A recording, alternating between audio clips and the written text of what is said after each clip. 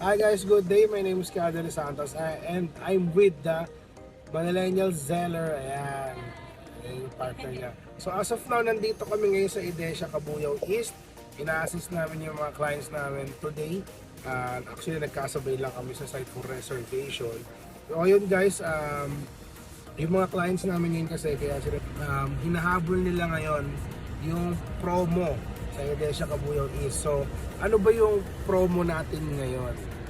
So yun, yung sa pag-ibig natin, naka-promo tayo na 8% lang yung required na equity and then the remaining is loanable na. So advantage, mas magiging flexible yung ating equity. Kaya habol na guys kasi konti na yung available natin for the Sora and Yama model.